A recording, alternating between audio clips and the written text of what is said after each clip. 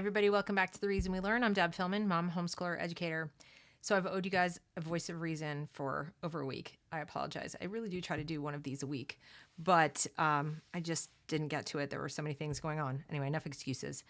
What you're seeing in front of you is a group I follow on Twitter, Free Black Thought, a small group of scholars, technologists, parents, and American citizens determined to amplify heterodox Black voices rarely heard on mainstream platforms.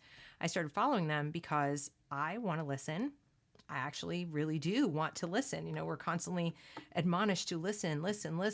Okay, I'm listening. I have always been listening. I never stopped listening my whole life. I'm always open to hear what people have to say.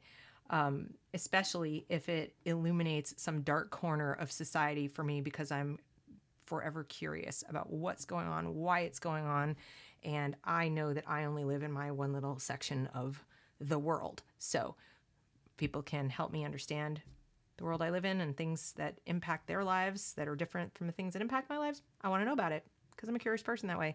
And especially if it might help me better understand how our children learn, what would be better for them when they are learning, etc. So one day, I guess about a month ago, I'm scrolling through, I'm looking at these things, and I come across this piece, a link to this piece out on Medium. Life is a double minority. Now the title right away grabbed me. I'm like, a double minority? What is that? I mean, you know, are we talking like Black and Hispanic, you know, Black and gay? You know, I'm so used to minority meaning some kind of identity marker, used by the left to assign people to all these little identities. And no, that's not what it was about at all. And I found myself reading a piece about someone who feels marginalized because of their opinions. And I thought, well, there's something we have in common, right? And after I read this piece, I'll read it to you. After I read it, I said, I've got to talk to this gentleman. I've got to meet him. I've got to talk to him. I have so many questions. In part because, hey, fellow traveler in the world of, minority opinions, I want to know, how did you get here? How did we get here? I felt a little bit like, the guy, his name escapes me, but in The Hitchhiker's Guide, like, how'd you get here? How did I get here? Right.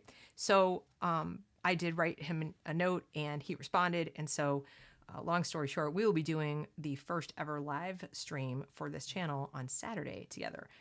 But I want you to meet him first through this piece so you can hear what he's about. And hopefully you will have questions as well to ask him, and you'll come and watch the live stream next weekend. So here's the piece. Life is a double minority. Thinking independently has its costs. Oh, does it ever? We have learned that this year. I've been carefully weighing my words in public because for the first time ever, I'm frightened. I'm frightened because of my real thoughts, ideas, and experience don't match up with what I keep hearing every day. All I can do is focus on spending time with my family and making sure I do what I can for them. While I hear the prevailing narrative on social media, the national news media, and colleges about racism, systemic racism, and white privilege, my primary concerns remain the things I can control, the choices I make, and what ideas I allow to take up space in my head. The vast majority of my friends live successful and meaningful lives, and I see the choices they make, and I see the choices those who aren't so successful make. I've never seen one Black person that started out in a bad place and ended up living a meaningful life doing so by not deciding to change their life and live by certain principles centered around personal responsibility. If there are examples, then I'm open as I've ever been. I don't have a lot of experience with white supremacists. I've only had white teachers and coworkers. All of my teachers in high school were competent. Yes, even the white teachers who sent me to the principal's office on a regular basis. I was a little out of control, but my mom and my teachers always had a way of convincing me that it wasn't in my best long-term interest to constantly be the class clown and troublemaker. There were some coworkers and managers I felt were racist, in particular the management at a gas station I used to work for. But even if I was correct, no matter what actions I took around them, I never felt helplessly shrouded in the darkness of racism that prevented me from achieving anything in life. My Black pride was too much. Lil Wayne, Nas, and Mobb Deep gave me a blueprint for life. My success was never in question. Honestly, the most racism I've experienced is white liberals up north attempting to convince me my experience being a black man is wrong somehow. Somehow flawed, or worse, an anomaly.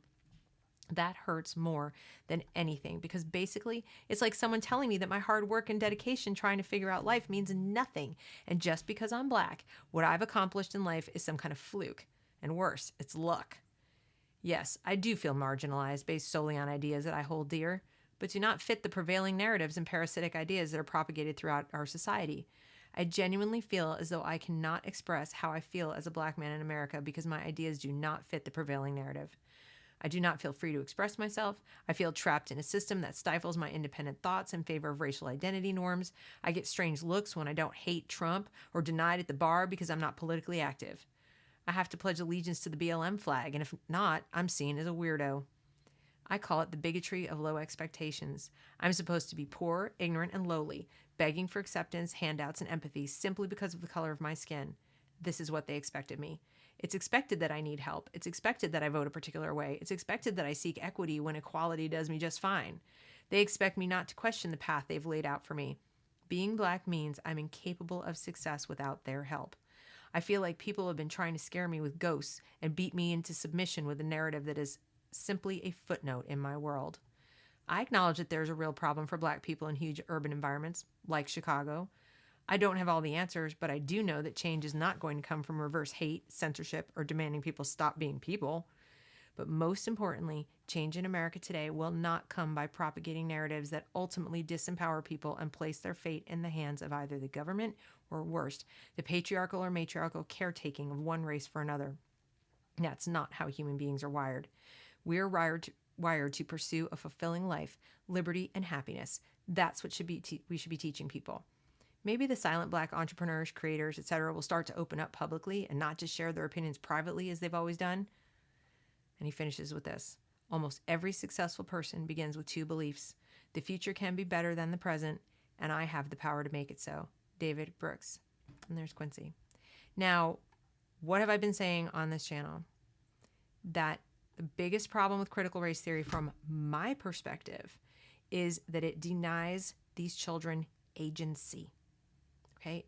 It, first of all, lays collective blame and associative guilt onto every every white child. Okay? And then every non-white child is effectively told you're a victim.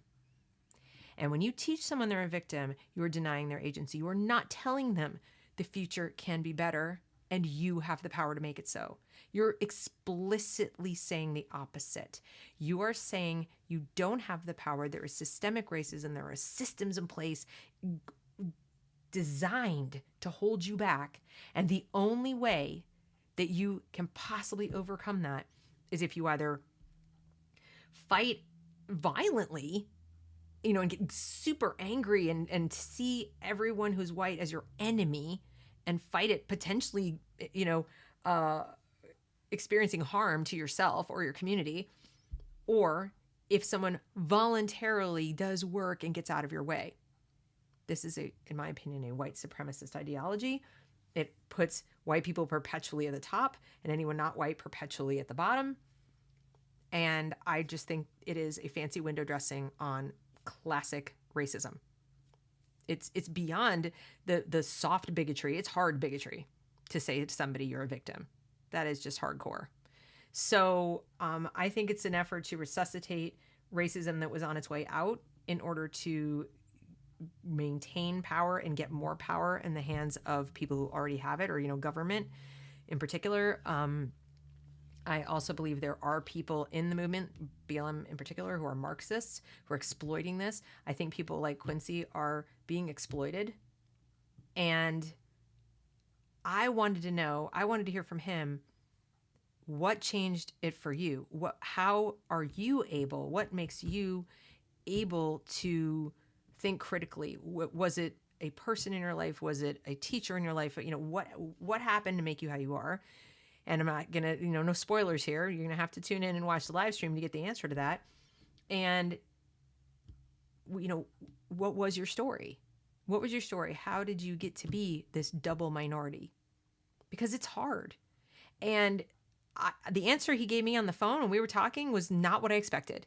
So that's the other thing I'll tell you is you will learn things that might challenge some of your assumptions, even about people who agree with me or with you or whatever, that critical race theory is bad. There's a perspective in terms of how it's bad and why it's bad that he has that even I couldn't possibly understand fully. So I do hope you'll tune in for that. I'm going to be promoting it So you won't have to worry about forgetting. You'll be able to set a reminder. And I think it's going to be great. I'm really looking forward to talking to him some more and learning more about, his story and what he thinks the path forward might be, or just, how he'd like people to think about this differently than they already are. So this is Quincy Bingham. Great guy. Lots of perspective to add to this conversation. And I hope you will tune in to our conversation and join in, because you will be able to, because it'll be live. So thanks for watching. Have a great day.